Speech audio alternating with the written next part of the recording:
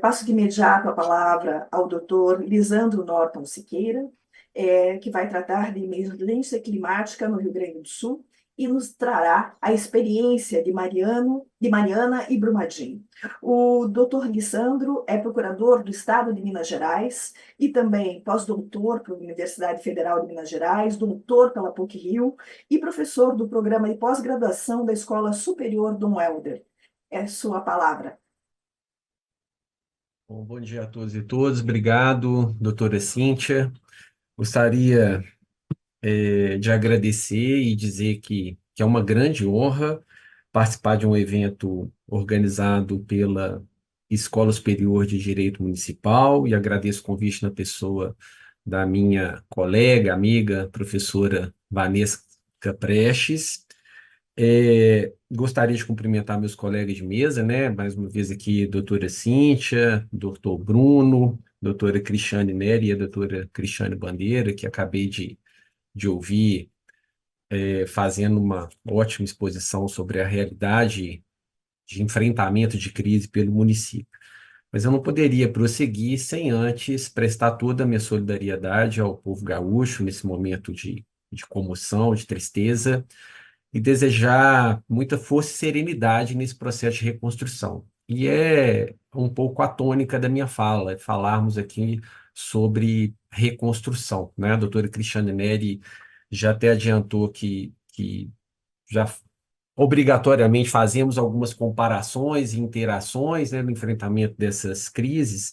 Eu pretendo dividir aqui a minha fala em três partes. Primeiro, eu vou tratar um pouquinho, obviamente, que aqui é o meu lugar de fala, análise jurídica, né, de atuação jurídica da advocacia pública, nos casos da Samarco, em Mariana, e da Vale, em Brumadinho. Na segunda parte, eu vou buscar fazer uma correlação entre as soluções jurídicas adotadas e as possibilidades, né, de adoção dessas soluções no enfrentamento da crise no âmbito do estado do Rio Grande do Sul. E na última parte, tentar trazer aqui algumas reflexões a título de considerações finais. Bom, e aí, doutora Cíntia, por favor, para não correr o risco de entusiasmar muito aqui com a fala, peço que me controle aqui com relação ao tempo, né? Tenho 20 minutos. Pretendo seguir rigorosamente a organização do evento.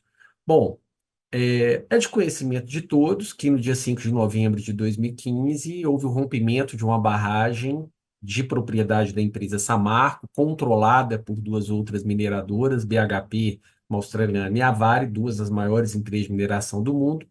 E o rompimento dessa barragem provocou uma grande onda de rejeitos que percorreu toda a bacia do Rio Doce ao longo de 600 quilômetros até chegar à sua foz, no estado do Espírito Santo. Pois bem, assim como os colegas noticiaram, né, em razão da perplexidade do que aconteceu recentemente no Rio Grande do Sul, naquele momento, para nós também houve grande perplexidade. Obviamente que em outros locais do Brasil e até em Minas Gerais tínhamos passado por alguns desastres, né? Enfim, não era uma novidade, mas naquela proporção era absolutamente inédito, não só em Minas, mas no Brasil, e é um desastre de comoção internacional, né?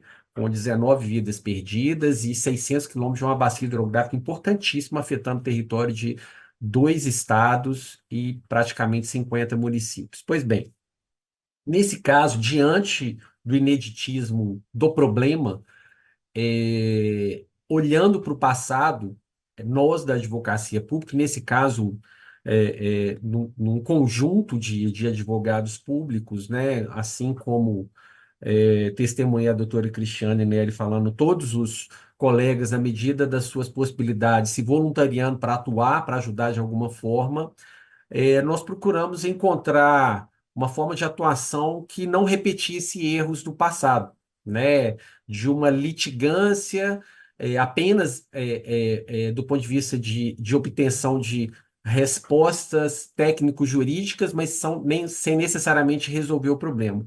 E aí, naquele momento, a exemplo das áreas técnicas, houve uma necessidade de articulação interinstitucional no âmbito, especialmente no primeiro momento, dos poderes executivos. Então, tanto a União Federal quanto os dois estados, os quadros técnicos dos órgãos, especialmente ambientais, de saúde, vigilância sanitária da União, de Minas e do Espírito Santo, tiveram a necessidade de dialogar, ainda com o desastre em curso, né? A lama demorou alguns dias para chegar à Foz, então essa articulação institucional técnica, ela mitigou muito, ainda mitigou, né? Apesar da proporção do desastre, essa atuação técnica, ela foi capaz de mitigar muito dano, especialmente do ponto de vista de resgate de fauna, de proteção de pontos de abastecimento, mas obviamente não foi capaz de evitar que a lama percorresse toda a bacia hidrográfica. A advocacia pública, a exemplo das áreas técnicas, atuou com muita rapidez e numa articulação que me parece, sim, até hoje, paradigmática do ponto de vista da atuação naquele momento. A AGU, e aqui eu saldo meu colega Bruno Portela, a Procuradoria-Geral do Estado do Espírito Santo e a Procuradoria-Geral do Estado de Minas Gerais, nós conseguimos nos organizar para propormos, ainda no mês de novembro, uma ação civil pública que já era, e aqui eu já começo a conversar com vocês um pouco sobre soluções. Essa ação, ela já praticamente já continha uma estruturação do processo reparatório.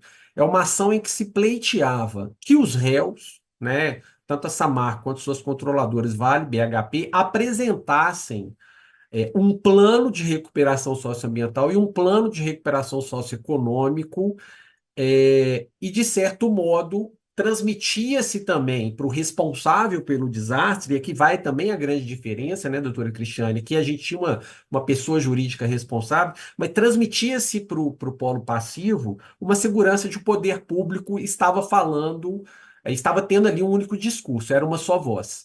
Então, as medidas ditadas do ponto de vista de recuperação, restauração, enfim, de reparação integral, elas teriam um único discurso. E, de certo modo, essa unicidade de poder público executivo, ao propor uma ação e ao propor uma ação já prevendo uma estruturação do processo reparatório, ela atraiu para uma mesa de negociação os responsáveis pelo desastre. Foi assim que, em março de 2016, foi celebrado um termo de transação e ajustamento de conduta, que acabou ficando conhecido como TETAC de Mariana, em que eram previstos dois planos de recuperação socioambiental e recuperação socioeconômica distribuídos em 42 programas. Bom, para que tivéssemos uma unicidade de decisão de poder público, foi criado um comitê interfederativo. E àquela altura, e aí também uma solução inovadora para o momento, como não havia qualquer ambiente de que a empresa estivesse no território, promovendo ações reparatórias por toda a resistência, né, e as discussões em termos de culpabilidade, ainda que a responsabilidade ambiental seja objetiva, ou seja, da responsabilidade de quem causou o dano, e o poder público, sem a expertise do ponto de vista, naquele momento, de adoções de medidas emergenciais e as iniciais de elaboração dos planos, foi concebida a ideia de que fosse criada uma fundação privada, ou seja, um patrimônio separado para que se garantisse a reparação. E com isso, o TETAC teve o grande mérito de assegurar, já em março de 2016, ou seja, menos de 6 meses após o desastre, que havia um responsável e que esse responsável deveria destinar ali e destinaria um patrimônio para reparação. 2 bilhões no primeiro ano, 1 bilhão e 200 milhões a cada ano, sem teto financeiro, ou seja, o TETAC previa uma reparação integral do ponto de vista das ações socioeconômicas e socioambientais. Bom, a crítica ao TETAC, celebrada em tão pouco tempo, é que, obviamente, em tão pouco tempo não foi possível fazer uma grande oitiva da população atingida pelo desastre. Essa crítica vinha principalmente das instituições de justiça, que questionaram esse termo, enfim. inclusive judicialmente, e após não menos do que 50 reuniões entre poder público, executivo e também todas as instituições do sistema de justiça envolvidas, né, tanto no âmbito federal quanto dos dois estados, foi celebrado um termo de ajustamento de conduta para aperfeiçoar a governança desse modelo reparatório, denominado de TAC-GOV. Esse termo foi celebrado em agosto de 2018, prevendo um sistema arejado de participação.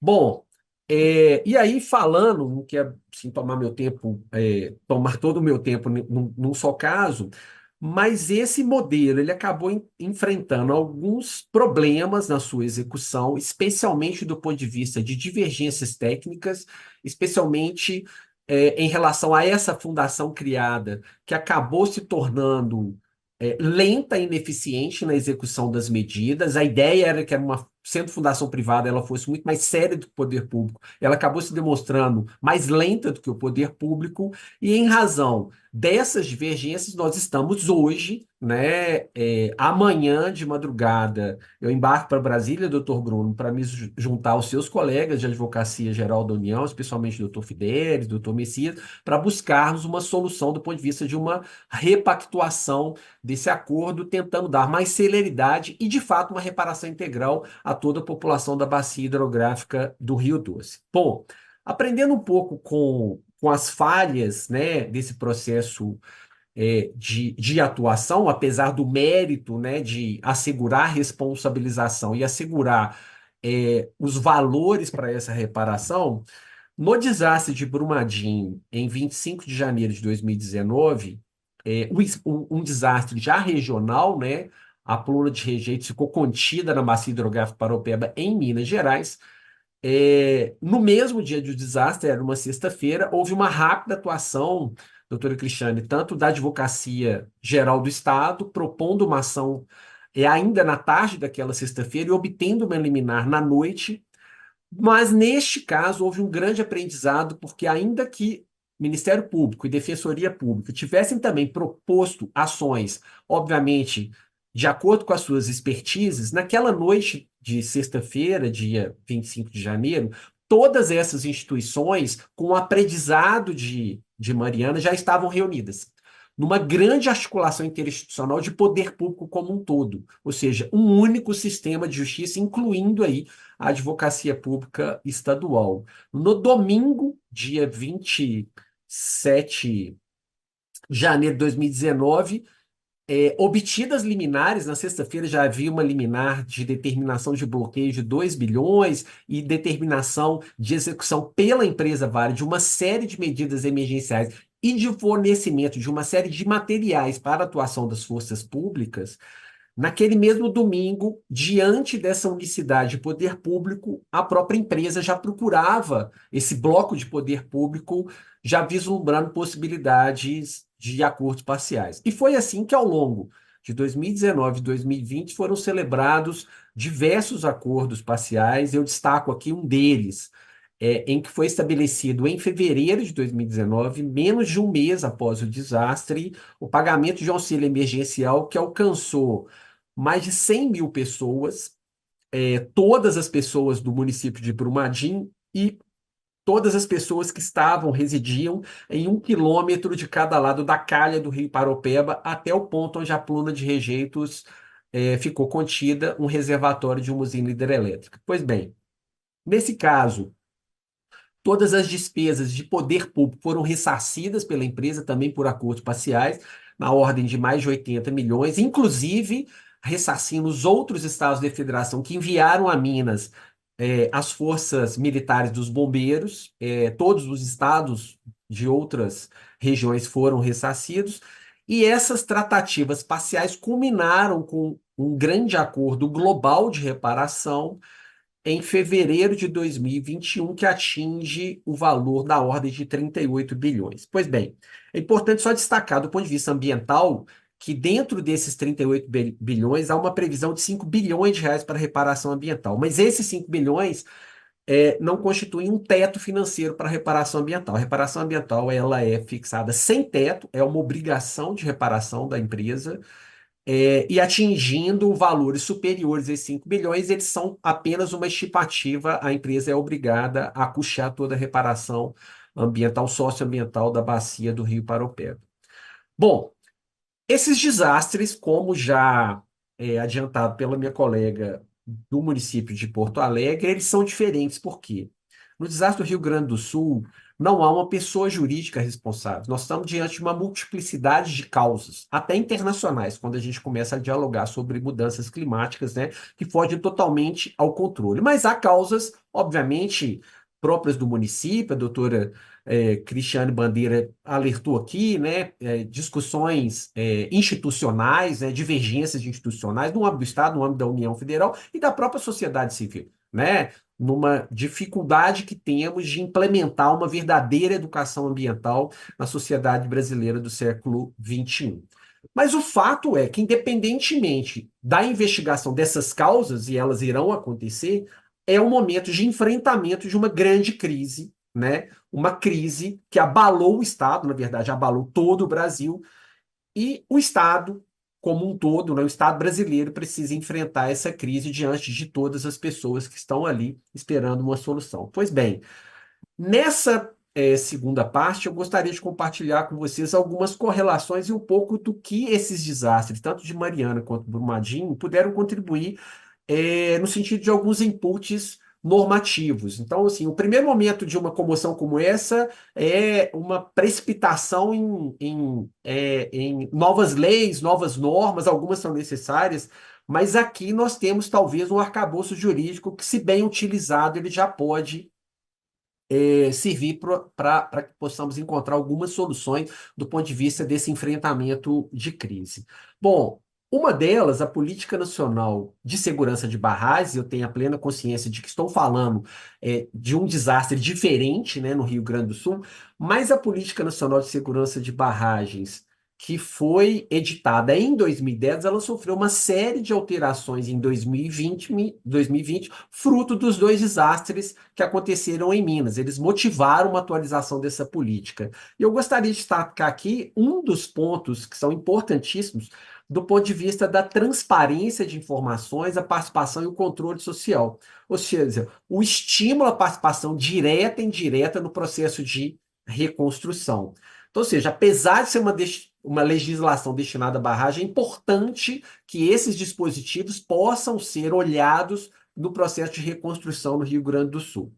Uma outra norma importante que também sofreu atualizações, de algum modo, fruto ou resultado desses desastres que aconteceram em Minas, é a nossa Política Nacional de Proteção e Defesa Civil, amplamente atualizada em 2023. Nesse ponto, aqui também se nós apenas aplicarmos a lei, eu acho que a doutora Cristiane Bandeira já adiantou um pouco isso, né? Do ponto de vista das competências de defesa civil dos municípios, dos estados da União. E ainda, né? E não apenas, né? Em alguns casos, nós sabemos que nem todos os municípios têm as condições econômicas e estruturais do município de Gramado, né? Que foi muito bem apresentado aqui, mas aí é a hora que estados e a União Federal têm como obrigação de apoiar também financeiramente esses municípios. O que não significa, doutor Bruno, que a União seja seguradora e garantidora universal, inclusive de má atuação de gestores públicos. Ou seja,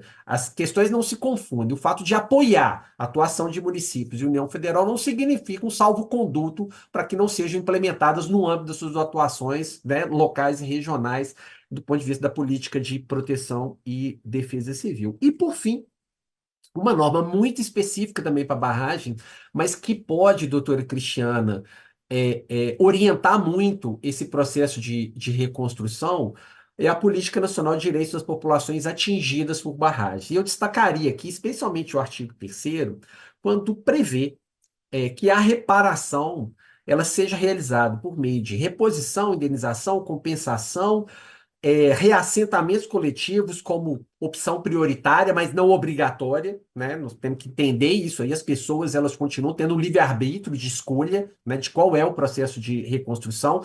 Pelo menos eu não quero aqui invadir as áreas técnicas, doutora Cristiane Bandeira, mas me pareceu pelos noticiários que assisti, que há locais no estado do Rio Grande do Sul em que não haverá possibilidade de realocação, quer dizer, de reassentamento, e haverá uma necessidade de realocação, e especialmente a opção livre e informada a respeito de alternativas de reparação. Sobre esse ponto, eu gostaria de destacar especialmente a questão da participação.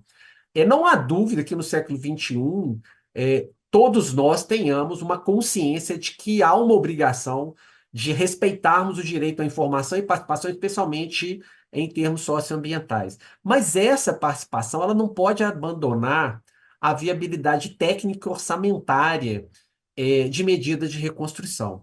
Então, ou seja, é importante entendermos de que participação não se trata de perguntar à pessoa atingida o que ela deseja, mas se trata de perguntar à pessoa atingida quais das opções tecnicamente e financeiramente viáveis ela escolheria. Ou seja, e aí nós dependemos muito de atuação das forças públicas para que possam estudar essas possibilidades técnicas, estudar a viabilidade financeira dessas possibilidades técnicas, para que aí sim a população tenha condições de uma participação. E já encerrando, doutora Cíntia, passando as considerações finais muito rapidamente, né? Eu estou tentando controlar o meu tempo. Do ponto de vista preventivo, eu destacaria um olhar atento na reconstrução do Estado do Rio Grande do Sul. A Política Nacional de Segurança de Barrais, a Política Nacional de Proteção e Defesa Civil e a Política Nacional de Direitos das Populações Atingidas. E do ponto de vista reparatório, eu compartilharia com vocês a grande lição dos dois desastres da Samarco e da Vale, em Mariana e Brumadinho, respectivamente. A necessidade de uma ampla articulação interinstitucional, a consciência de que a judicialização adiantará muito pouco para as medidas de reconstrução. E quando eu digo de articulação interinstitucional, uma articulação franca, uma articulação leal, e que ela deve ser guiada pela advocacia pública do ponto de vista das análises técnico-jurídicas em torno da solução dos grandes problemas. É a minha mensagem final, complementando apenas que nós, advogados públicos, somos cegos sem o respaldo das nossas áreas técnicas, né? Ou seja, as áreas técnicas são fundamentais para esse processo de articulação interinstitucional, e muito se falou aqui nas falas que me antecederam, tanto do Bruno, da Cristiane e da doutora Cristiane Bandeira, da necessidade de criação de protocolos interinstitucionais. Esse exemplo relativamente bem sucedido de solução no desastre de Brumadinho, ele se deveu muito mais a um conhecimento de representantes institucionais que estavam na mesma mesa no desastre de Mariana do que propriamente a comandos institucionais. Então, a ideia de um protocolo de atuação institucional diante de desastres, ela é muito positiva, envolvendo aí também as instituições do sistema de justiça. Muitíssimo obrigado e perdão aí por ter passado 2 minutos, doutora Cíntia. Não, foi pontual, na verdade, doutor Sandro. Nós é que agradecemos a sua participação, a sua experiência.